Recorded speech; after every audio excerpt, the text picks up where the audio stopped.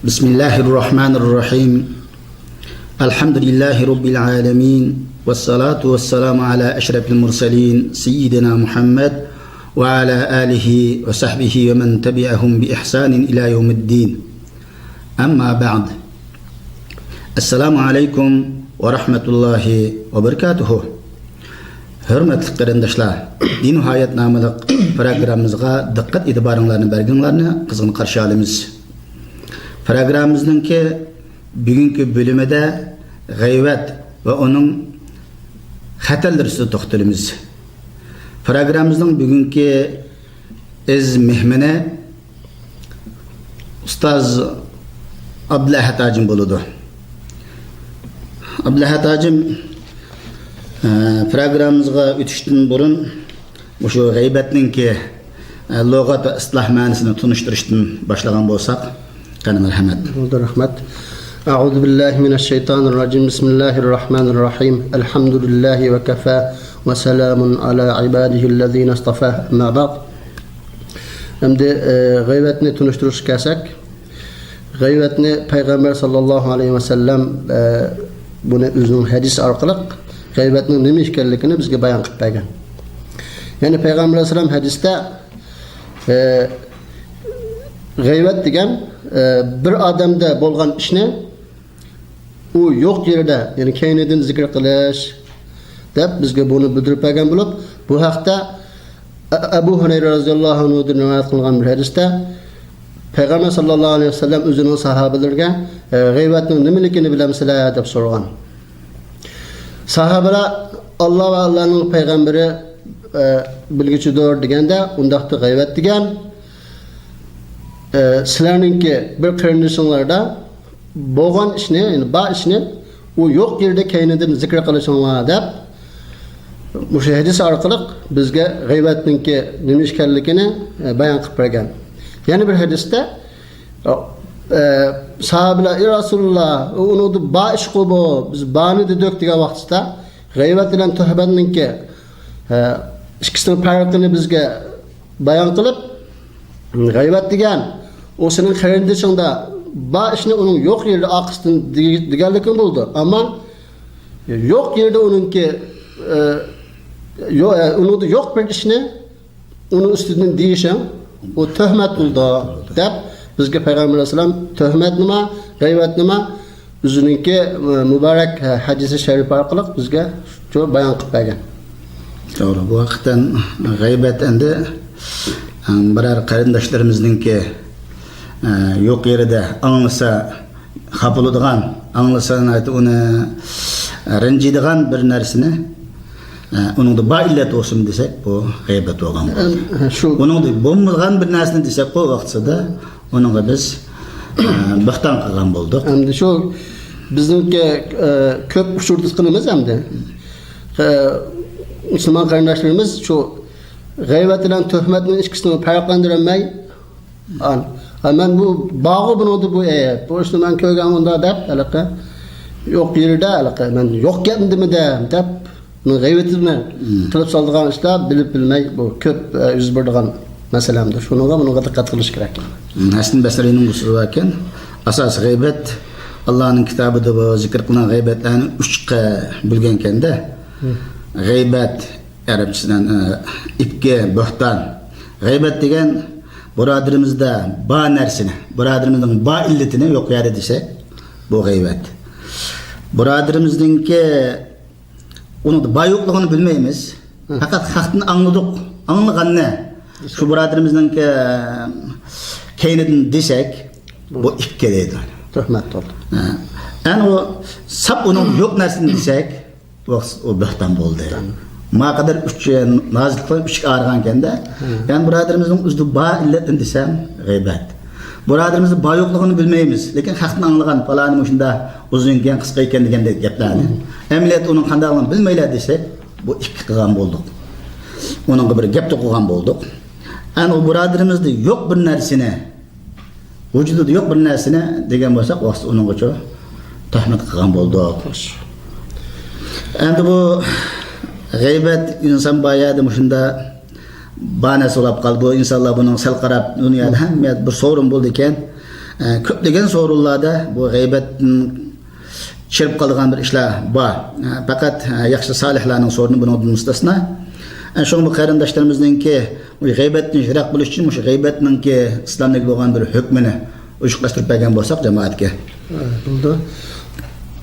Hamda g'iybat degan bu yomon illat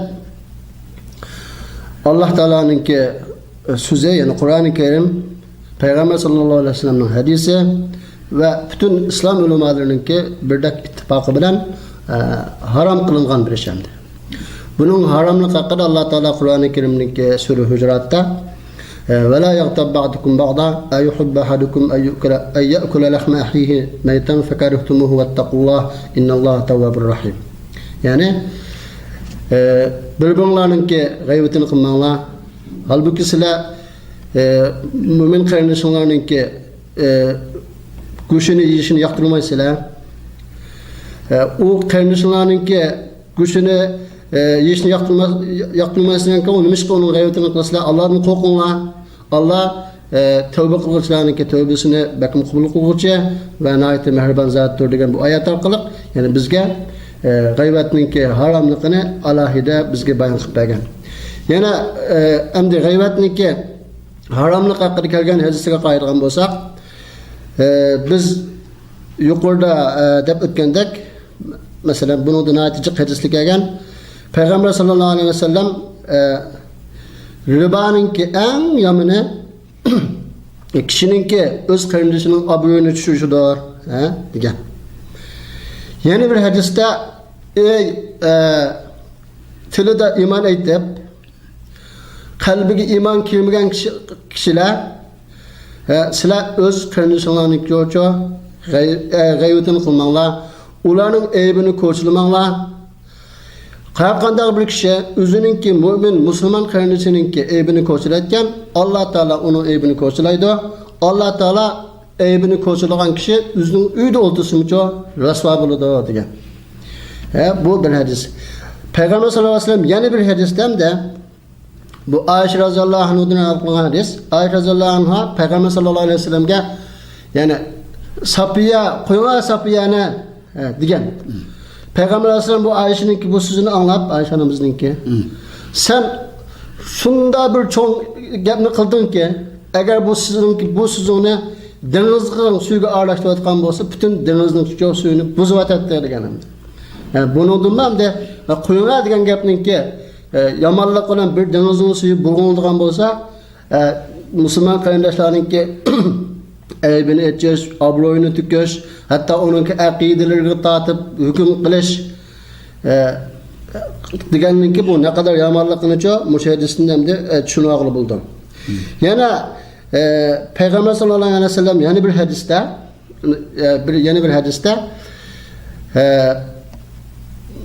nima bir kishi bir sorunda oturup sahabenin sorunda oturup ardın bir kishi qubab ketganini ko'ribdim, yendikilar uni keyindiki yomon gapini qilgan. Qilgandan keyin Payg'ambar alayhisalom sizlar tushunmanki orliqni ko'chirayotganlar, sizlar qarindoshinglarning go'shtini yeydinglar, deb anda degan. Yani yana bir hadisdan da masalan ribaninki türninki 72 xil bo'lganligi. Bununki en tüne ribaninki ağırlık derecesi yani uzun anısı bilen zina kılganlık. Bunun en yamını bolsa uzun mümin kardeşlerinin çoğu gıybetini kılıç çıkarlıkını Peygamber Aleyhisselam'ın çoğu bunu bayan kılıp bergen. Demek bu gıybet endi biz hiç birimiz hazır hadisi bayan kılgandak özümüzninki mesela anısıyla zina kılışını ya ki bir riba kılışını yalan görürüz. Hemimiz çocuğuduk bir mesele. Lakin gıybet gelsek ben rakılmazdan şu oturup kıtıdığım mesele bu köp agah buluşta tekiştik bir neyim. Haram degenden keyin endi bu kichik gap emas haram degan. Xo'sh. Endi ulamolarning ittifoq bilan g'iybat cho'qim sheksiz haram bo'lgan bo'ldi. Bo'lib Qur'oni Karimdagi bu Allah Teala'nın ola yaqtadukum dadan ayuhibbu ahadukum ay ya'kula lahma akhihi meytan. Qandak bir yerde Allah Teala alaydı bunu okuştup durup meyitni yiyişni. Yani meyitnin ki yiyiş haram ekanligini har qanday aql biladi. Meyit qanday haram bo'lgan bo'lsa, bu yerda mu'minning g'aybati shu qadar shuni o'xshash haram degan Allah Teala bu oyatda ishorat qilgan. Bu oyatdan haramning bu g'aybatninki haramligini ta'kidlaganligi chiqadi degan olimlar. Şuna qarindoshlar ba'zi shunda jamiyatimizdagi kishilar bu g'aybatninki hukmlarga sil qarab qilib shaytonninki turtkisi bilan buning chirib qolgan. Endi yana bir ilmiga o'tashdan burun, masalan, g'aybat haqida salaf salihlar nayt yaxshi gaplarni qilgan ekan. Bu nima? Bu vaqtda masalan Hasan al-Basri rahimahullah bundaq rivoyat qilgan ekan. Masalan, bir kishi uning yoniga kelib, "Men sizningki g'aybatingizni qilib soldim" deb uning yetkazib, o'zir tiliga yoki shuning yoniga kelgan chog'ida Hasan al-Basri "Men sendan ilishga tegish mening yaxshi amallarim qanchak bo'ldi, nega yetdi" deb so'ragan. Ya'ni, demak biz bir odamning g'aybatini qilsak, oningki bizga yaxshi amallarimizni uningga berishgacha qarzdor bo'lib qolamiz endi. Bu bir masala.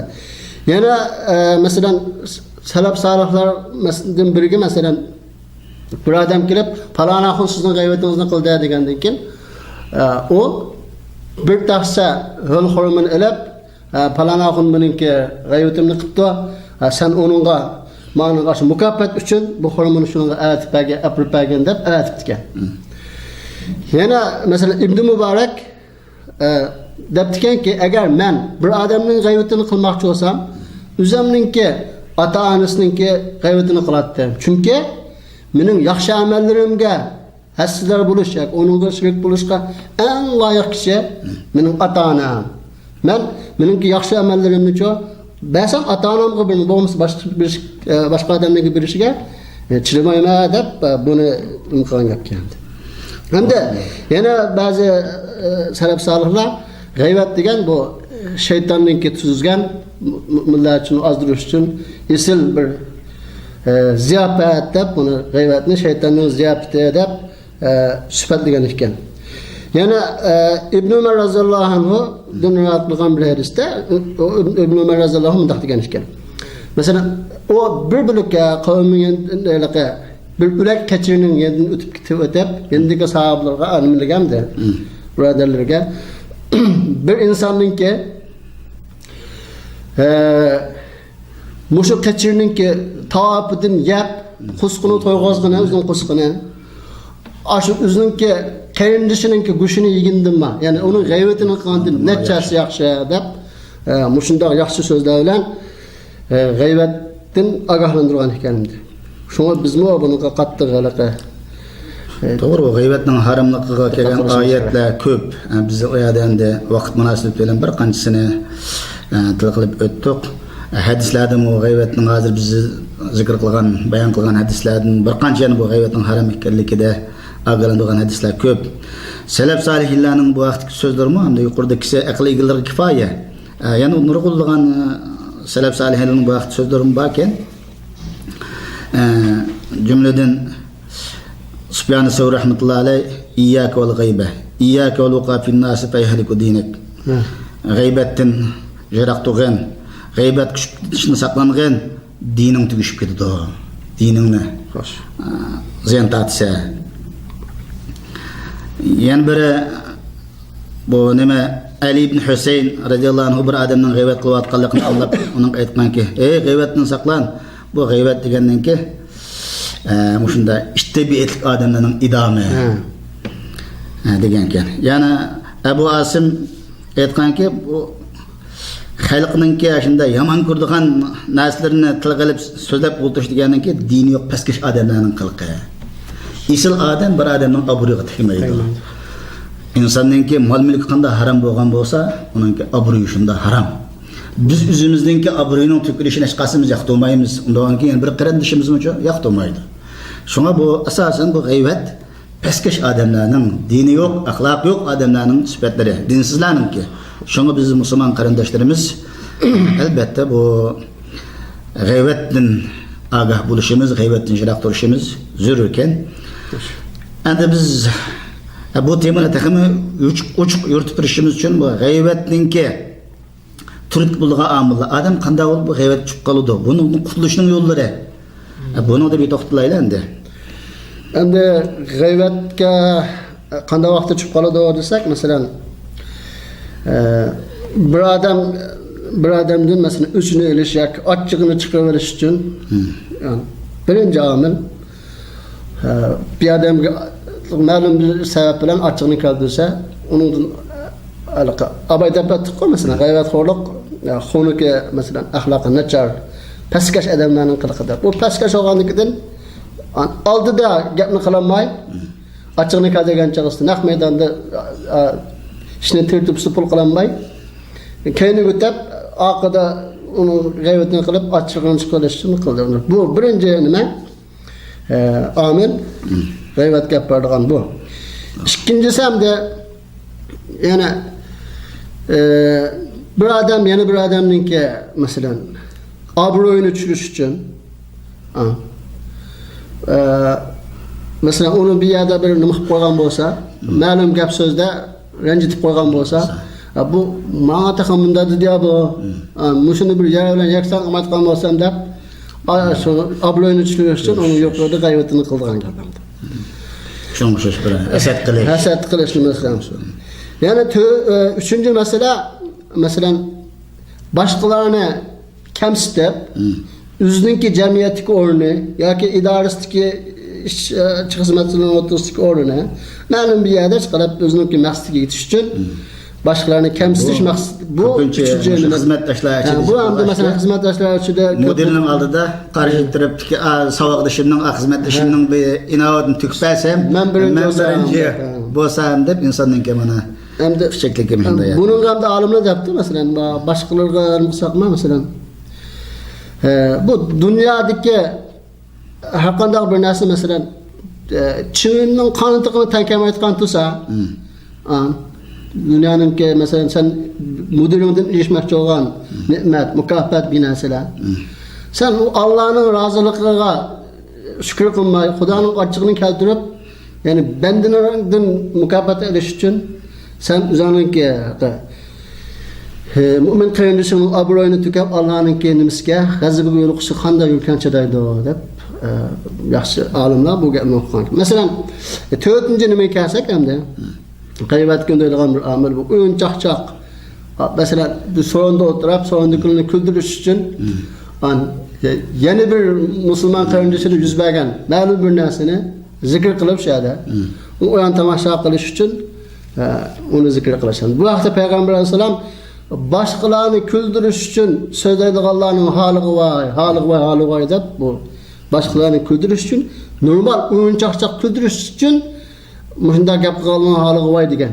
Endi halbuki bu yerda o'zininki mo'min qarindishininki yuz obro'yini tukab turib so'rindilarni kuldirish bu texmi cho'ng bir musibat endi. 5-chi omil masalan hasad. Bu masalan saydab o'tgandek endi Allah Teala'nınki insanlığa bergen fazli ikramı o'xshash bo'lmaydi birodar musulmon. Biriniga mal dunyoni ko'proq qildi, biriniga ilmni ko'p berdi, yana bir boshqa mansab jihatdan ijtimoiy jamiyatdagi o'rni masalan uni berdi. Bunga insonlarcha hasad qilib hamda apla bu xudo buni chiqib ketdi-ku deb chidamay shu keyin gapda bo'lgan ish bu yuz bergan ishlarning biri hamda. Endi 6-chi omil masalan bir inson o'zi xatolik o'tkazdi ma'lum bir jihatdan. Endi o o'zining xatoligini masalan e'tirof qilmasdan men bu xatolikni qilib qoldim-ku deb endi inson xatolashqichi deb o'ziga insof qilmay ash xatolikni yo'gash uchun boshqa bir odamning ben qilmagan bu paloni qilganda yoki paloni bunda ayb deb chiqib qolgan 6-chi omil bu.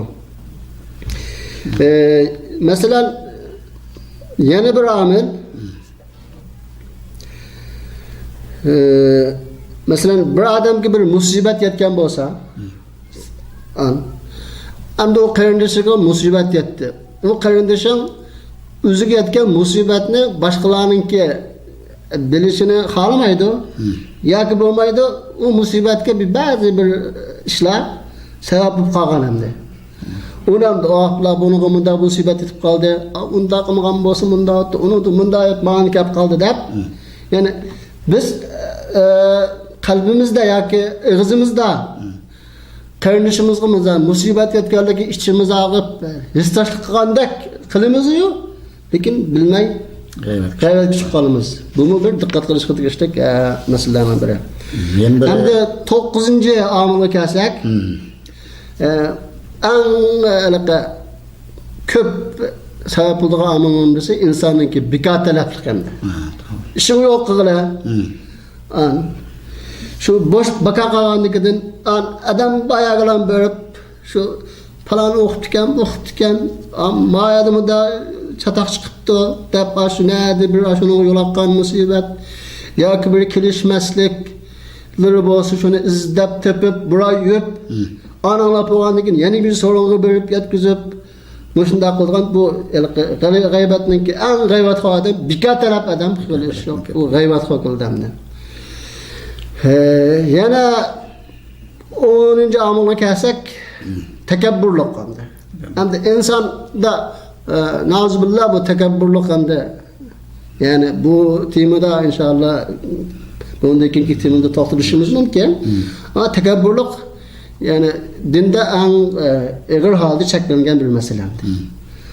Lakin bu tekabburluk bazı insanlarda öze bilip bilmeyi özünün kalbide ulaşıp kaldıgan kesal olanlıktan. Şuna tekabbur olanlıkın başkalarını men istemaydigan gap. An şunu olan onunki mesela başka qarindoshlarimizningki aybi olsa, ani zikr qilib, o'zimizninki menmençilikini yoki bu şunumuzni chiqarish uchun hamda mushunda g'aybat kuchib solg'ashlar bu.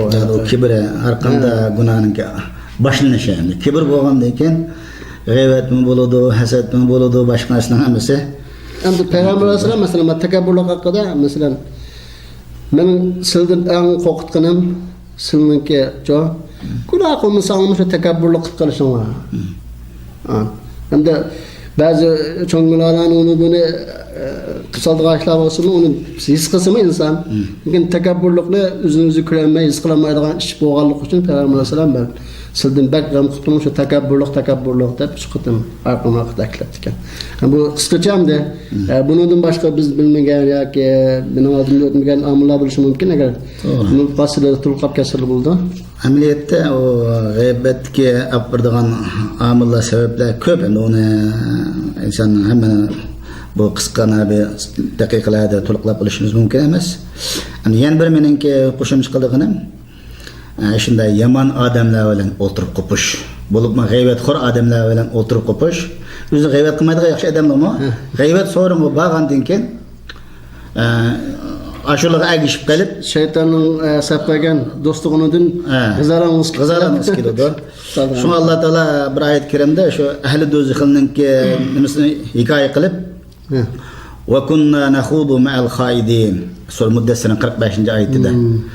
Biz shunda gapga chukib, u ham bu ham odamlar bilan g'aybat qilib o'tirgan odamlar bilan bizim birga o'tirib qolib ekanmiz, ya Alloh deydi deb bu oyat karim orqali ahli do'zaxning ahvalimizni bayon qilgan. Demak inson shu hammadan yana bir yomon illat. O'zing Payg'ambar bir hadisdan bor, sen kim bilan aralashadiganligingga qarab aralashgan. Shu odam inson shu aralashgan odamning dinining shuning axloqining ustiga bo'ladi inson degan. Ana yomon odamlar bilan g'aybatxo'r odamlar o'tirib qolgandan keyin yaxshi odamlarmi ashula g'aybat qilib qo'ygan tursa, o gapga mutabat qilib soladi, anqatilib soladi, uningga fikr qilmasdan inkas qiladi shuning bilan o'zi bilmagan holda bu g'aybat chiqib ketadi. Bu g'aybatningki chiqib ketgan omillar bu shu. Bu g'aybat chiqib ketgandan keyin inson yuqorida kelgandek dinimizni ham ta'atdan.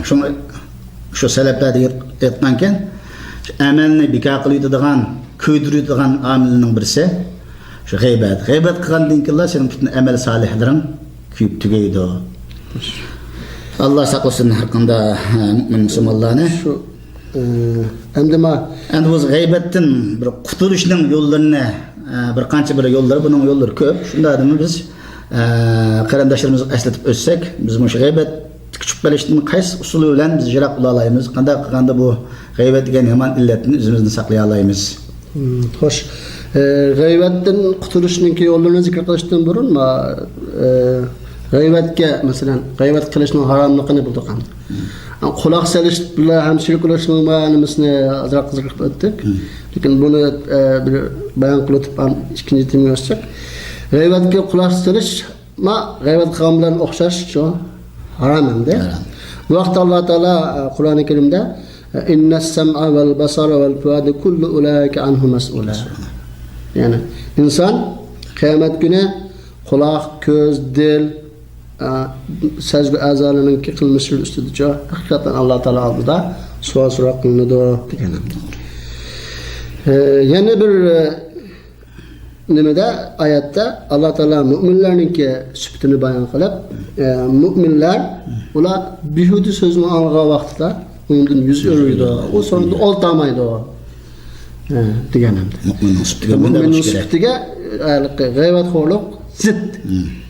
Endi shuning uchun bizga Alloh taolo bergan, masalan, ko'z, quloq, aql, ya'ni bu sezgi a'zolarimizdagi ne'matlarni behuda so'z, g'iybatga buni isrof qilsak, ya'ni bir haromimiz chiqargan bo'lamiz.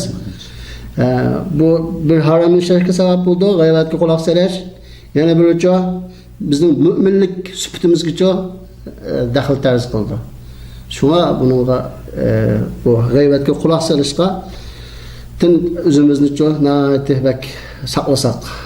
Endi masalan qanday vaqtda g'iybat qilsak durus deydigan nima kelsak, endi buni ulamolar bir qancha nimaga bo'lib turga bayon qilgan ekan. Buning biri masalan bir insonga zulm yetdi. Endi zulmni hakim yoki sultonga bayon qilish jarayonida men bu mudamda zulmga uchudimgo yoki bu menda onasamni o'lib oldi yoki mana bu deb bani nima qilishadi. Bu haqda masalan ulamolar nimaniki Hindi bintiniki Abu Sufyanning ayoli Payg'ambar alayhisolamning oldiga kelib, Abu Sufyan o'zi bir baxil odam. O bana bergen nesle mal mülk ballarının kinimizke o kündülük teracitliği yetmeydi o. Diyen çalışta Peygamber Aleyhisselam diye onunla siz onu aşırı etmezsin, cıkamasın onun kısmınız çoğu kupaya kadar kaldı binasını asan buldu de. Onu bayan olur. Bekirlik illetine Resulullah diyen. Lekin Peygamber olmaydı yani. Evet olmaydı. Bizden hakkını eğilişin olmaydı. Muşunda vaxtda zulm uçursa adam qazining oldiga, sotchining oldiga borganda, falani muşunda menda qildi, menda deb uningki illatlarini, ya'ni o'zining qazisini hal qilishing desa bu g'iybat olmaydi demoqchi. Endi ikkinchi masala, masalan durus mutqan g'iybatniki. Bu masalan fatvo so'rash vaqtida masalan fatvo berguvchi masalan olimga mening ailemdekiler menga narsachilik qildi, ya umda zulm qildi, o bu deb.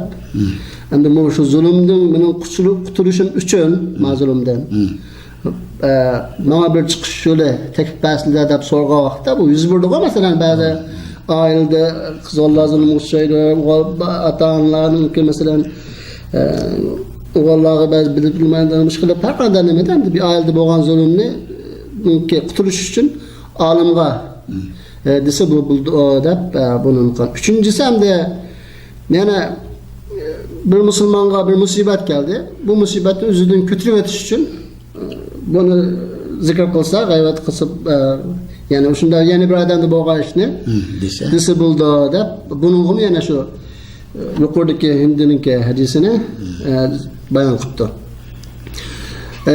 Yani bir mesela hem de Müslümanların ki tötüncü ya g'iybat mubah bo'lgan musulmonlarda bo'lgan bir yomonlik ishdan ogohlantirish umumiy manfaatiga bog'liq masalalarda endi bir odamda bir ish bo'lib qolsa bu mo'min g'iybatini bu qilsak bu g'iybat bo'ldi deb qo'rqib o'tirmay umumiy manfaatini ala bilib u vaqtida bu bir odamning aybini desa bo'ldi deb buni bayon qilgan ekan. Beşinci meselede mesela toy işlerde mesela koduvacılık o bunun öyle de mesela kız tarafınki yoki o'g'il tarafınki bir bo'lmayotgan epi bo'lib qolsa, u to'y qilgan bilanmi davom etmaydigan yoki bir oilaga cho'ng ziyon kelib qoladigan masala bo'lib qolsa, shunday vaqt uni disi bo'ldi deb. Buningga masalan Payg'ambar alayhisolamninki qishig'i kelib Fatima bint Qays roziyallohu anha aytgan Abu Jahl bilan Muaviya menga to'y talab qo'ydi. Qanday qilsam bo'ladi deganda Payg'ambar alayhisolam Muaviya o binamrat adam, men yo'q. Abu Jahl bo'lsa, yani yelkisidan has tushmayotgan adam, yani u xotinni masalan ko'p urgan adam bu yoki yoki men kinoyani qilib masalan ko'p safar qilgan adam debdi. Masalan yelkisini has tushmaydi deganlikni shu to'liq safar qilgan adam siz o'z yolg'iz qolamsizki, buni to'y qilsangiz deb payg'ambarim bunicha bunu degapti. Yeni bir rivayette nasihat qilish uchun. Yeni bir rivayette de hasi yelkisini tushmayotgan adam gördüm şu xotini ko'p urdi deganlik bitti de onu mana qilibdi. Bu yerda 5-ci nima? 6-chisida de mesela bid'atga qarshi turish. Yani cemiyette Müslümanlar içinde bid'atxo'rlik ko'payib ketgan vaqtda boshqa musulmonlarni bid'atga tushib qolishdan saqlash uchun bid'atxo'r odamninki bu bid'atxo'r bu bunda ozg'un odam bu buning dinga bunda ziyon qildi buni agavlanglar deb uni shu bid'atxo'rninki nimasini oshkorlash bu g'iybat bo'lmaydi. 7-ci masalamda bir adam bor, bu adamninki ma'lum bir kasali var, mesela aqsoq, tukaya, cho'loq, uni zikr qilishni odam yaxshi ko'rmaydi. Lekin uningki o aybini zikr qilmasa, boshqalar tunimaydi. Shunday holatda bo'lib qolsam-da, falonlar aqsoq, tukaya bu deb uningki aybini zikr qilib tunissaqchi, bu meni bu mahbuldigan g'aybatlarning qatoriga kirdi. Xo'sh. Unda o'ganda bu qadar bilan g'aybatninki qanday yalidi haram bo'lganligi, qanday yadi bir odamning gapini deb tushuntirish to'g'ri bo'lganligi bu oydinlashdi. Endi shu g'aybatdan qutulishning yo'llari bilan shuni bir oydinlashtirish orqali so'zimizni oxirlashtirsak. G'aybatdan endi qancha yo'llari g'aybatdan qutulish uchun endi buningga birinchi yo'l avval g'aybat qiluvchiga vojib bo'lgan narsa tövbe endi. Birinchi yo'lab tövbe qilish.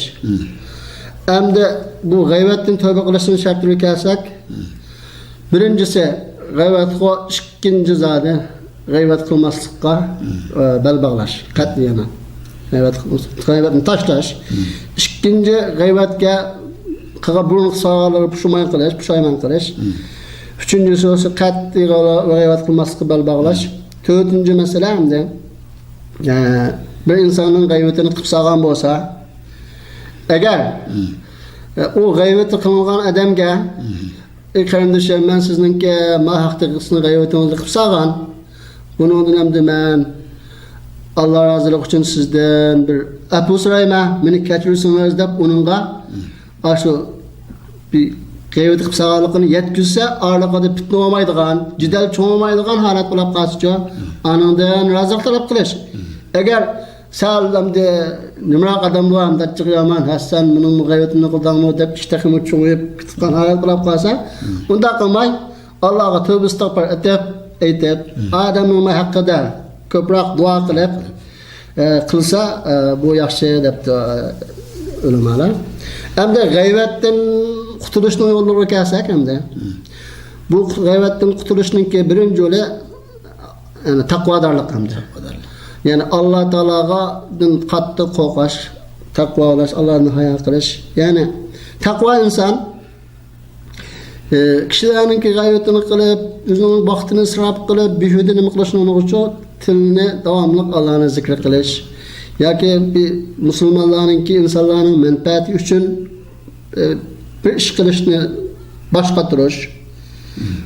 ish qilib dinga millatninki kuydi buldu taqvo inson deganning nimasi davomli nimada o'ltamisi janamozga chiqib o'ltamisi ish qilib uning aqli kallasi sharkiti hammasi shu dinim uchun nima ish qilsam bo'lar deb uni o'ylaydi qalbida shuni nima qildi davomli g'ami shunda bo'ldi unda olganligidan uningga g'ayvat qilishga fursat olmaydi g'ayvat qilishga fursat olmaganligidan buni qutulishcha birinchi yo'li ikkinchisi masalan g'ayvatdan musulmonlar jamiyatiga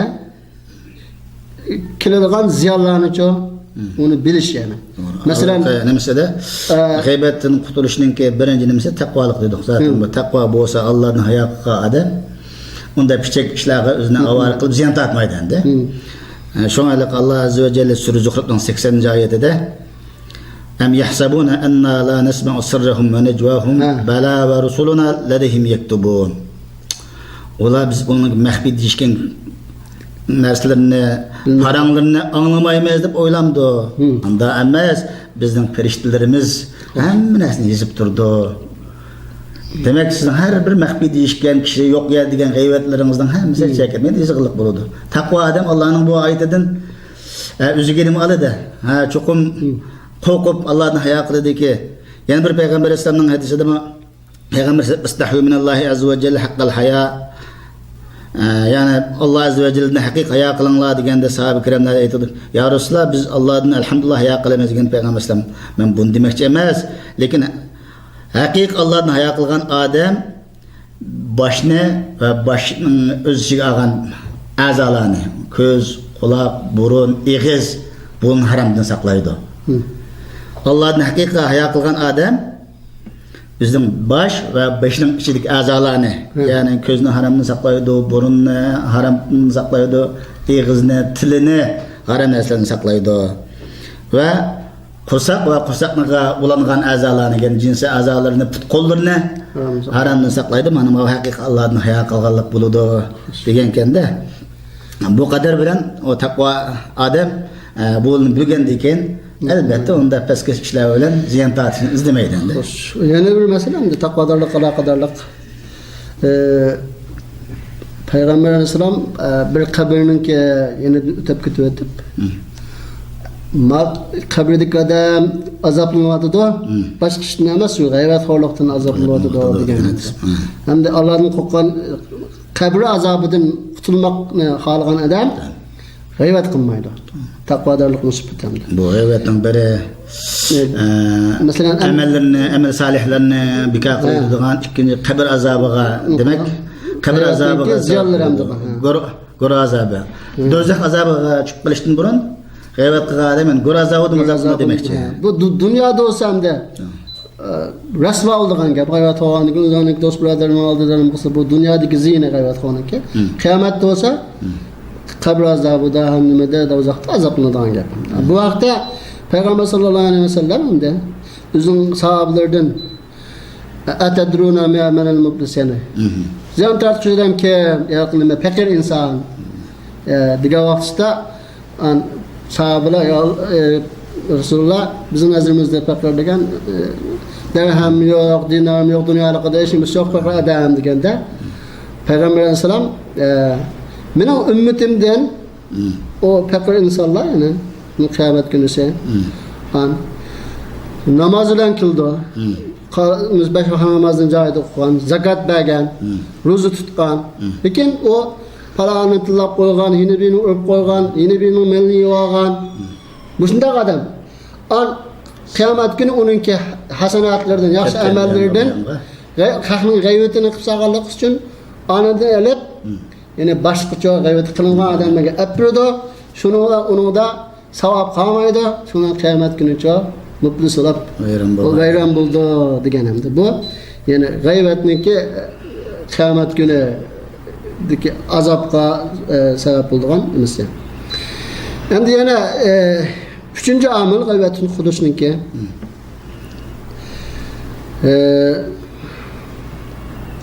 Masalan inson boshqalarningki kamchiligini, aybini izlashdan burun o'zidan hisob olish. O'zining ayblari. O'zining aybini masalan kurash.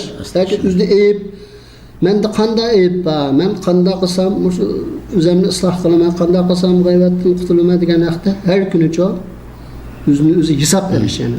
Umar roziyallohu anhu men kunda yetishdan burun bir kunlik o'zimni hisobni aplab ketaman degan hadis var. Şuna o'zini hisob berish, boshqalarga kamchiliklarni ayb bilan mashg'ullashdan burun o'zini o'ngashga tirishish. 3-omil. 4-incisi yaxshi, solih kishilarningki so'rovlarda çok ko'p o'tirish. Bular bilan ham suhbat bo'lish. 4-incisi salafi solihlarningki masalan axloqi yaxshi, axloqda boshqalar ulgu olgan kishilarning tarixlarini o'qish, tarjimalarni. 5-incisi masalan o'zining g'aybatxo'rlik bu nachar illatni uqtirish uchun 6-masala o'zini shart qo'yib, zodi men bundan keyin g'aybat qilgan bo'lsam, ma'ashni qilaman yoki qilmayman. Zodi men g'aybatdan cho'p o'zimni to'sash kerak deb o'zini shart qo'yib, o'zimda jazo berish. Mush orqali g'aybatdan qutilish. Hamda bu vaqt kursimiz mushayla oxirlashdi inshaalloh. Meniki qarindoshim tavsiya qildiganim bu haqda bir kitob tarjima qilingan 6 yil burun. G'aybat deb bu torbatlardan bor 5-10 ming nusxadakni taqatdiq. Vatanda yo'qolganida bu kitob chiqdi. Ya'ni inshaalloh yaqinda taqalmoqchi. Mush kitobni qulog'iga bo'lsa-ka to'rdan tushirib o'qisanglar, bizningki torbatda bor masalan www.chkit.sjrt.org bu torbatga kirsanlar 150 parchaga yaqin har xil islomiy kitoblar bor. Mush kitobning ichida bu g'aybat degan kitobmi bor. Buni tushunib foydalansanlar bo'ldi. Rahmat. Sizlarga rahmat. Hurmatli qarindoshlar, bugungi programmamizni berdi oxirlashtiramiz. Qimmatli vaqtinglarni berganlarga rahmat. Yana qayta uchrashish umidi bilan hammalarni Allohga topshirdim. Xayr va salomat bo'linglar. Vassalomu alaykum va rahmatullohi va barakatuh.